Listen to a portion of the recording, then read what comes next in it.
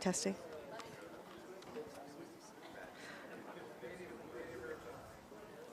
Is the mic itself on? Excitement! There we go.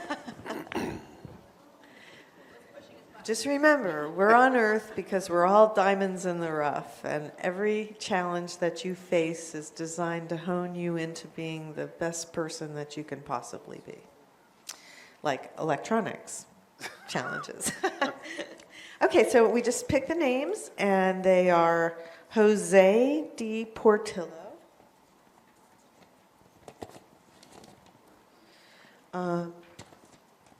Mary Ann C.,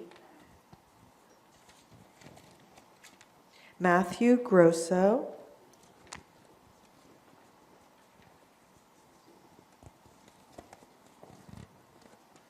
Cheryl Hallmark,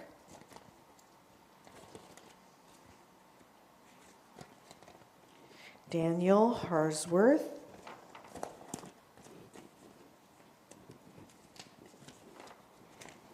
Mike A.,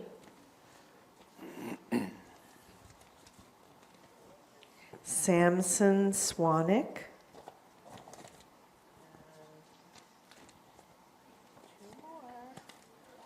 could I have a drum roll, please? Michael Hamilton.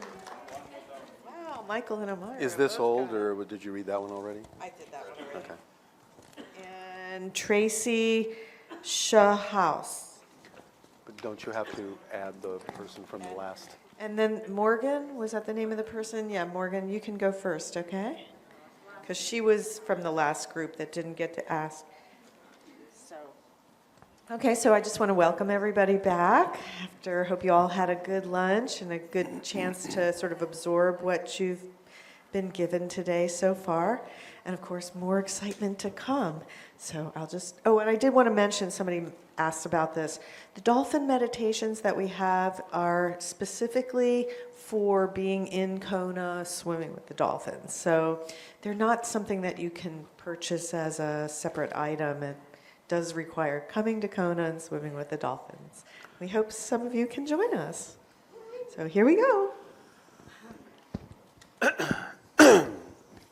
Are you all having fun?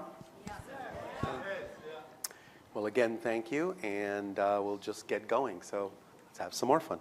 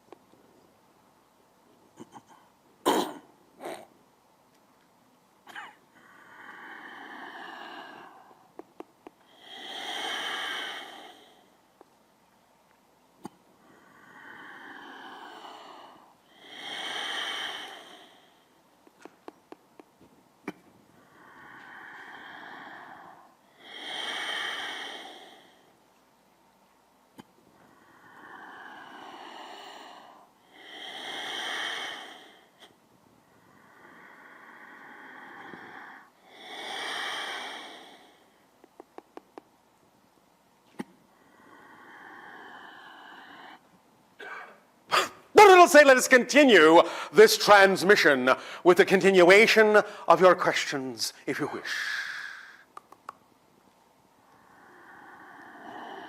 So those of you whose names are called.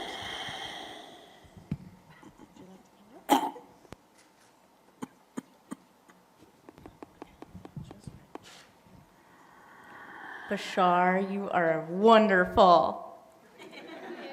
Why, thank you. You're welcome. It's a pleasure to be here. It is a pleasure for us to interact with all of you as well.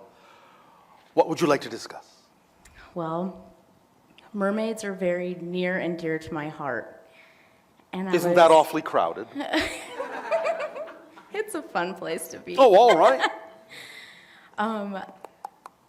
since you were talking about dolphins and whales, Yes. where do they fit in with communication-wise? Again, they are connected to many different things, but most primarily for the Earth realm.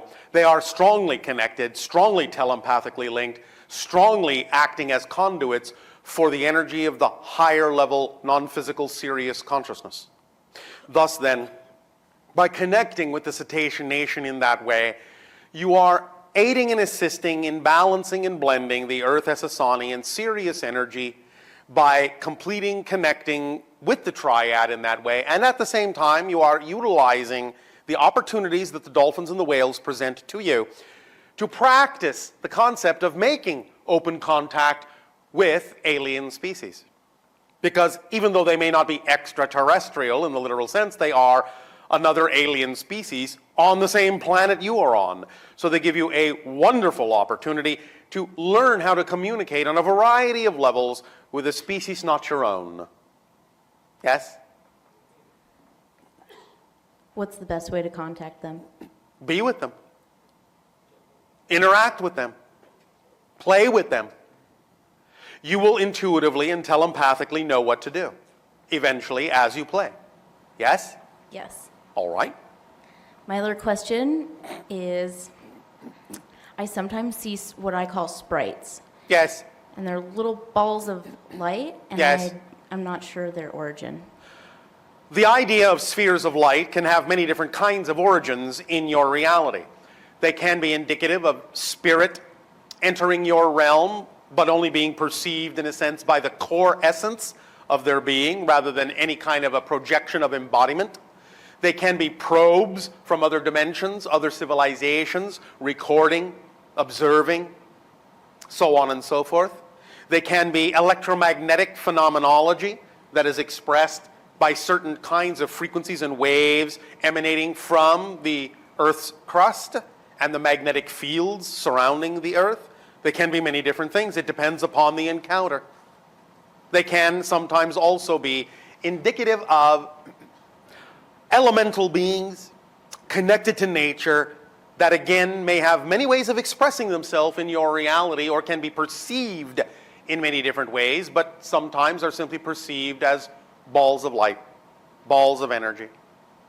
Sometimes they can be other kinds of phenomenology as well that we will not get into right now. Fantastic. Thank you. Does that answer your question? Yes, I have one more. Oh, all right. How is the civilization on Sirius benefiting from our triad? How are we helping? There them? are, in that sense, two consciousnesses in particular. One is physiological, one is non-physical. The physiological ones are benefiting in a variety of ways, including observing how you transform great limitation into light. You understand this? For they then thus can adjust their vibration to help take the lessons you are learning, channel them through themselves to other beings in other realms and other dimensions, so they can get from your experience how to utilize that transformational energy in their circumstances and situations. So the Sirius energy is functioning kind of like a gateway energy, a switching station energy, to organize and channel through itself a variety of experiences that may be of benefit synchronistically to other civilizations. As the, shall we say, apex of the triad, they are like the tip of the pyramid, they are like the lighthouse beacon from that triad association that links and connects most strongly to other civilizations and siphons along those energetic lines, along those energetic links, the experiences of our civilization, their civilization, and your civilization for utilization by other civilizations when and where it is relevant to them. Make sense? Yep. The higher consciousness, non-physical Sirius energy in many ways does something similar but on a higher level, interacting with your higher minds, coordinating certain ideas of physiological reality template blueprint building for certain kinds of thematic experiences that may need to be experienced by spirit in physical reality. In that sense, they are like reality builders. They literally lay out the foundations of blueprints for a variety of reality experiences and work with your higher minds to create the blueprints that you can then derive experience from in physical reality. That's one of their functions. Does that answer your question? Yes, thank you, Bashar. Thank you. You're welcome.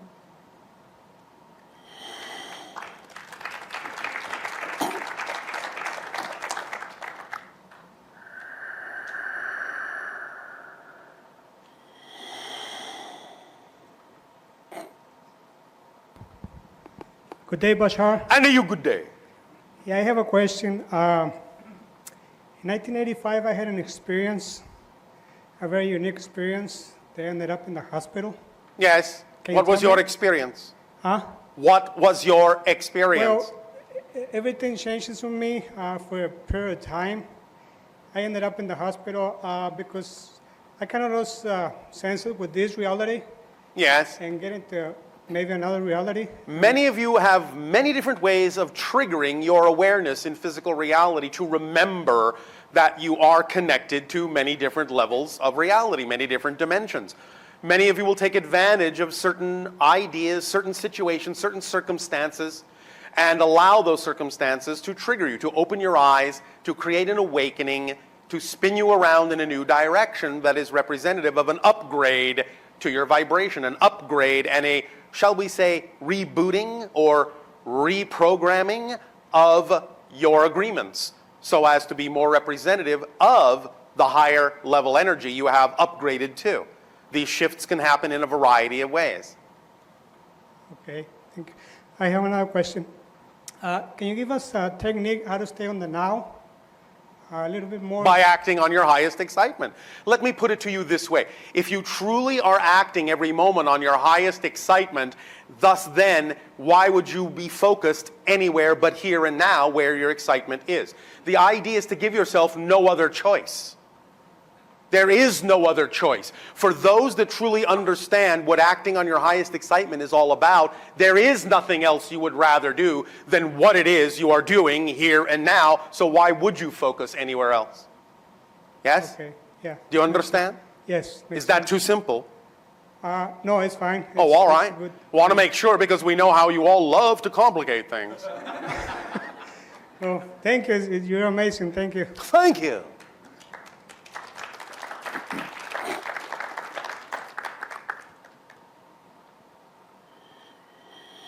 We appreciate that you applaud yourselves.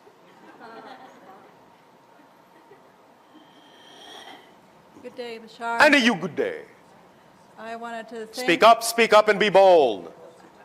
I wanted to thank you for entering my awareness just a few weeks ago. All right. I had been thinking about wanting to swim with dolphins and whales for quite a while. And so this is something that you will act upon? Yes, especially since one of your quarters you threw landed in my lap, and the opposite side is the state of Hawaii. Oh, all right. So That is a prime example of how synchronicity works. that was just lovely. Yes. I have not had very many of those experiences. You will have more. I hope so. You don't have to hope so. As you accelerate your energy, synchronicity, or the awareness of it, and the ability to intentionally focus on it consciously, will be one of the symptoms of the expansion of consciousness. You're always using synchronicity, just not always aware of it, because many times, in a sense, it is reinforcing something you don't prefer. But nevertheless, synchronicity is always abounding, and you will become more aware of it and more aware of how you can allow it to align with your preferred vibration. So this will be one of the increasing symptoms, so to speak, of your expansion of consciousness. Good. I had this dream after I learned about you. I was in a very crowded, like, university cafeteria. There was a man in a gray suit. With Yes, a we are bald- laughing. One moment. Go ahead. So, Because we understand that this is a projection memory given to you to cover up an actual incident of what actually happens. So what actually happened? The man in the gray suit was what you call a gray being, an extraterrestrial being, you named the grays. You were in a kind of place where a lot of interaction takes place and a lot of teaching goes on and a lot of acclimatization goes on for many people with regard to the hybrid agenda and a variety of other things. Does this make sense to you? Yes. He had blue eyes, though, that were really big and kind of turned down on the edges. As we say, this is a projection. Okay. It's not how they actually look. All right. But it was drawn from certain aspects of your consciousness to give you something you could relate to. I understand. And so? And so, well, I appreciated that opportunity for feeling out that dimension. Yes. However, I don't feel that I responded as well as I could because That's all right. It's okay. Practice. Right. Practice, practice. You'll be given more opportunities. Okay. I know I must have made an agreement Yes. with the hybrids before I was born, but Yes. I came into this world very unwillingly. Matter of fact, I remember having to be talked into coming to Earth after I bailed out twice. That's all right. Practice, practice. Practice? Well, I'm running out of time, it No, seems. you're not. Timing is the issue, not time. Oh. As long as you stay in the vibration that represents your true self, all will unfold in perfect timing. It is not too late. Good. Otherwise, if it were, you would not be having this conversation with us. Right. You would have missed our train entirely. Do you understand? Yes, I understand. That's good to Therefore, know. let this be the proof that your timing is unfolding as it needs to. Or you'd be somewhere else right now, or you would not know about us at all. That is very true and logical. Oh, thank you. We sometimes are known for that. And just, I was also drawn to your triangle because I had an experience when I was, I think I was 16 or 17 at university, and I woke up with a equal-sided triangle Yes. imprint in Again, this red. is one of the typical marks that occurs during some of those interactions with the others. What others were they? As we say, the gray beings. Were they wanting, was this part of my hybrid agreement? Yes. All right. Does that help you? It helps me, but I've been talking to them and asking them for more help and What do you think you're getting right now? help. All right, very good. Thank you.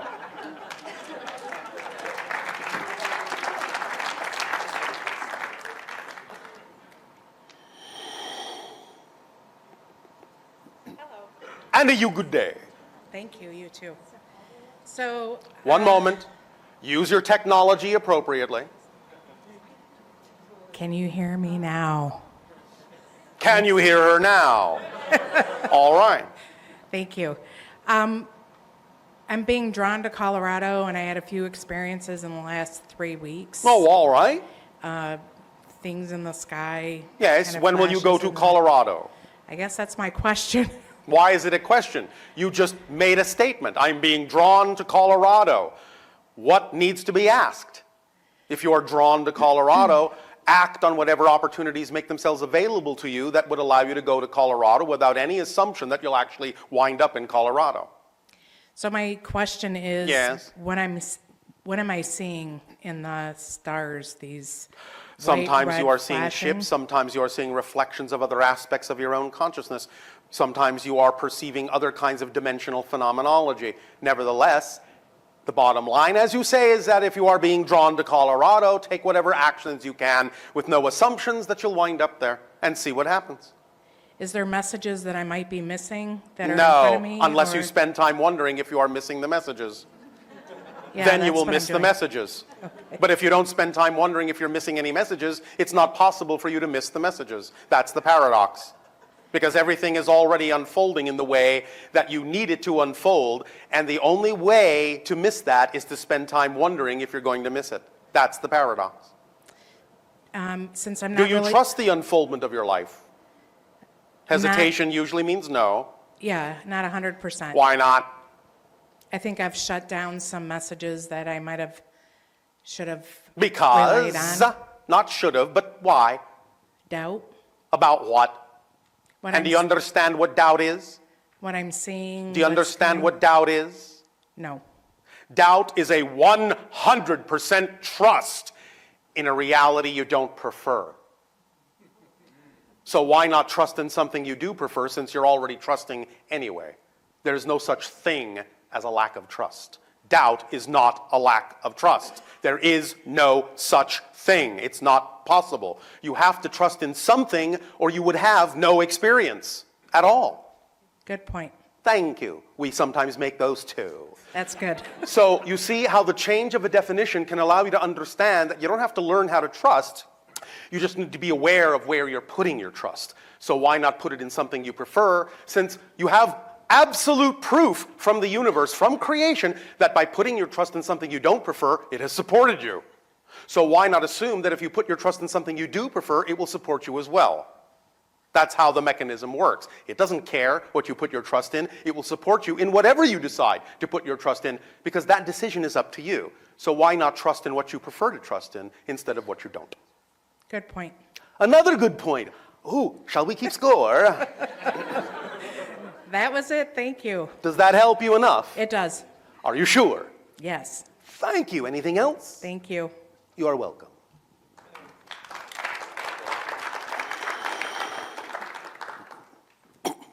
Hello, Bashar. And a you good day. Thank you very much for being here. And Well, I am not there, but thank you for the sentiment.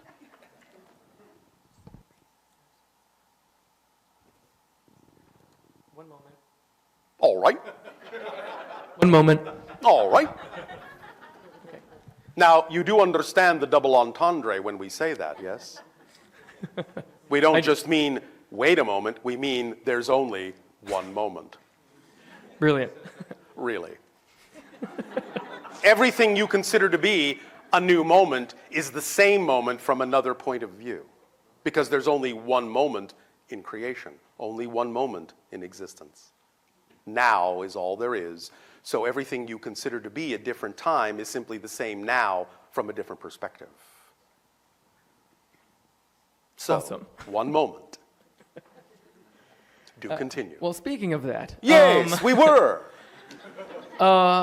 My question is about this idea, maybe it's the wrong word, but sabotage. Yes. The Japanese shoes. No. That's where your word comes from. Workers who throw the sabots into the machinery and foul it up. Sabotage. Yes. So, I guess one thing that I'm noticing is, we're all in a time of transformation, and Yes. But And, And not no. but, and. I'm at a point, a crossroads. Congratulations, how exciting. Thank you. That means you can go in any direction you prefer. This is true. Thank you. And what's happening is I'm seeing all these incredible opportunities Yes. synchronistically Yes. come to me. Yes. And then I think, oh, awesome, this is great, sounds like an adventure, I Yes. really want to do it. And? So I follow it, and then at the last moment, something changes, and Good. it falls through. Good. Do you remember the entire formula or not? Here is what many of you constantly forget. Act on your highest excitement, taking it as far as you can until you can take it no further, with zero expectation or insistence as to what the outcome ought to be. That's the whole formula. So when it changes unexpectedly, surprise, good. Trust it, and you'll get the positive effect out of it it was designed to give you. Call it something having gone wrong, and you will only get a negative effect from the very same circumstance. You decide what meaning to put into these situations. They have no meaning on their own. There is no automatic built-in meaning other than what you agree to give it. Every situation is neutral, a neutral set of props. When you say, this is bad, this is wrong, this is an obstacle, this isn't supposed to be happening, this doesn't belong in my life, something else was supposed to happen, what's wrong with me? Why isn't this working? Negative, negative, negative, negative, negative. You can only get a negative effect from that. But if you say to the very same situation, not an obstacle, not an impediment, not something bad, not something wrong, an arrow pointing in an unexpected direction. My curiosity is on fire. Now you know something unexpected and exciting is about to happen because I did not get what I expected. Hooray. Because now life is exciting and you are allowing yourself, the physical mind, to work with the higher mind who can bring you things better than the physical mind was capable of imagining. Remember, the physical mind is not designed to know how something is actually going to happen. Only the higher mind knows what you really need, despite what the physical mind might sometimes think it wants. The higher mind knows what you actually need. And even when the physical mind creates and generates a visualization that represents or symbolizes some ideal reality, or what you think is an ideal version of that reality, what to the physical mind may seem to be the ultimate, to the higher mind is just the beginning. It can give you something much greater, much more expanded than what the physical mind was capable of conjuring in its visualization center. So the idea is really use the visualization to create the scenario that excites you more than anything else. Hold on to the excited state and let the picture go. Surrender it to the higher mind, surrender it to Source, and let the higher mind, let Source actually show you what manifestation is actually representative of that state of excitement that you allowed the picture to generate within you. That's how you use visualization. You build up the energy and let the picture go so the real manifestation can occur that's reflective of that energy. Make sense? Yes. When you understand that mechanism, then every time you act on your excitement, you will have absolutely no expectation as to what's supposed to happen. You will just do what you do for the sake of doing it because it excites you, and have no insistence on how that's supposed to come to fruition. When you keep doing that and keep acting on those things and they don't go the way you expected, rejoice. That's telling you the higher mind is working for you because it's standing on the mountaintop. It can see where you're going. The physical mind is in the valley. It can't see that far ahead. Let the higher mind guide you by assuring you, just go down this path. Trust me, it may not be the one you think you need to go down, but I'm telling you, even though you think the one you want to go down is shorter, and even though this one I'm telling you to down may wind and twist around, in essence, that's actually the path of least resistance and thus actually the quicker path. Because going on what appears to be the shorter path, if it's not really aligned with you, will be full of resistance and full of obstacles because that's how you're defining it. And if you simply go what may appear to be the longer path, you might actually wind up where you need to be much more quickly because it's all synchronized to your vibration. And thus there's no impedance, there's no resistance, and you just flow along it, and there you are. That's how it works. Does that make sense? Yes. Does this help you? Yes. Does it answer the question? Yes. But? So I guess there's kind of like two things I'm kind of grapple with. Oh, all right, let's grapple. And one of them would be, I guess, kind of like this metaphor of not missing the train. Yeah. But also, so I feel like as we're kind of getting closer to this nexus point of kind of like hopping from different, very a large range of frequencies and energies. And then it seems that are you confusing different expressions of your excitement with actually different things? Sometimes we know many of you do that. You think, oh, I'm scattered. I'm this, and then doing this, and then doing this. When in fact, if you actually look at it from a higher point of view, there might simply be different expressions of one overall excitement. Mm-hmm. Is that what's happening? Well, these different expressions seem to be opportunities. Yes. And it's like, hey, this is, But opportunities to what? That's what we're saying. Mm-hmm. You don't know what they are actually opportunities to, even if you think you do.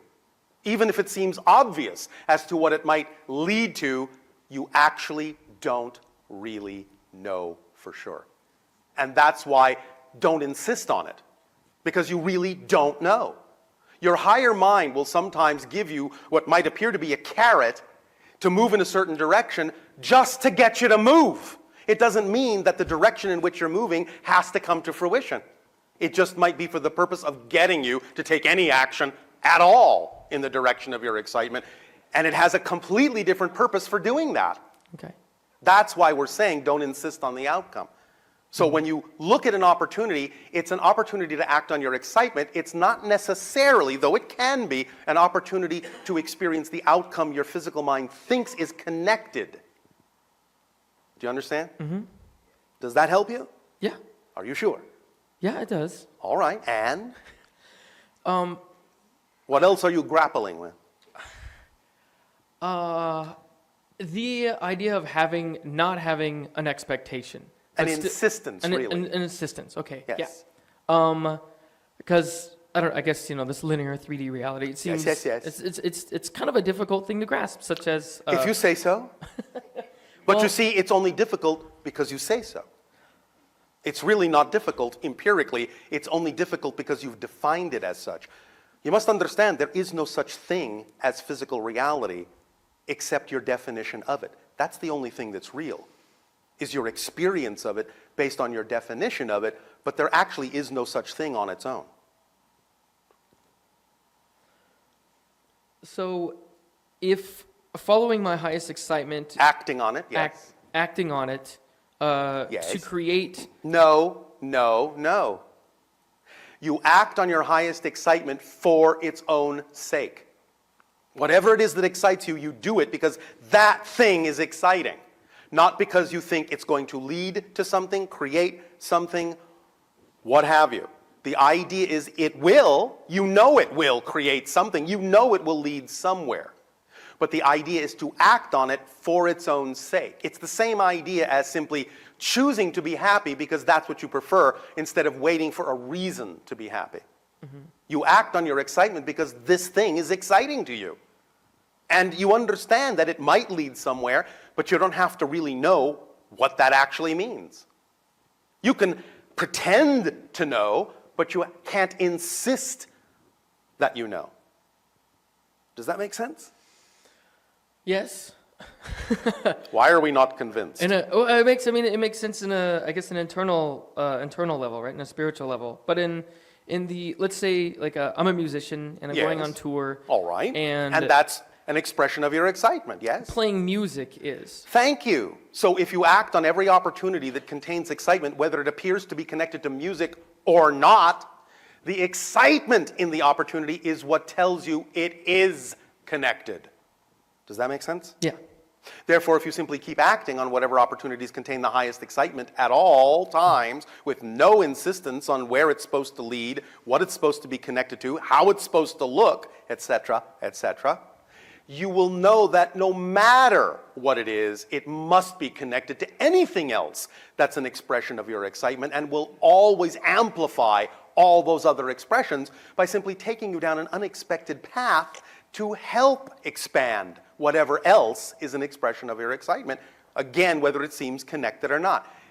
If you are excited about music, but suddenly you look one day and you recognize that taking a walk on the beach is actually the most exciting thing you can imagine doing at that particular moment, or having lunch with a friend is more exciting than even the music at that particular moment, by acting on it, you will see synchronistically that something will eventually happen that will show itself, reveal itself to be connected to anything else that you're really excited about. Because while you're walking on the beach or while you're having lunch with a friend, how do you know you're not going to overhear somebody's conversation that will inspire a new piece of music? You don't know. Mm-hmm. But if you follow your excitement, you can be absolutely certain it will lead to something that will help expand all other forms and expressions of your excitement. You don't have to know how it's connected. You don't have to see the dots. Does that make sense? Yeah, it does. Thank you. Does this help? This does, yeah. Are you sure? It does. All right. It does, yeah. Thank you. Thank you. One quick thing. Is there anything, I'm kind of a lot of things excite me, and I'm kind of looking for some direction. Is there any? I just gave it to you. All I good just excitement. told you. A lot of things excite me. Listen again to the formula, all right? Okay. They might simply, first of all, be simply different expressions of the thing that excites you. Just as a person might say, well, now I'm excited about drawing. Well, now I'm excited about singing. Well, now I'm excited about writing. Are those not all forms of communication and expression creatively? That's your excitement. These are just different expressions of it. Do you understand the difference? Yeah. All right. So the idea, again, is that excitement is a self-generating, self-regulating, self-organizing principle. When you act on the thing that excites you the most, first, that you have the, listen, highest degree of ability to actually take action on. That's the key. Not everything will come with the same degree of ability to act on. And if it does, if it appears to have the same ability to be acted on, then it doesn't matter which one you do first, because if that's not the one you need to be doing, it will contain the elements that show you that you need to go in the other direction, because excitement is a self-organizing principle. And it will always, if you act on the thing that excites you the most to the best of your ability first, always arrange itself to show you in what order anything else that's representative of your excitement needs to be done. And whatever you don't have time to do that day doesn't need doing. Period. Excitement is the organizing principle. That's it.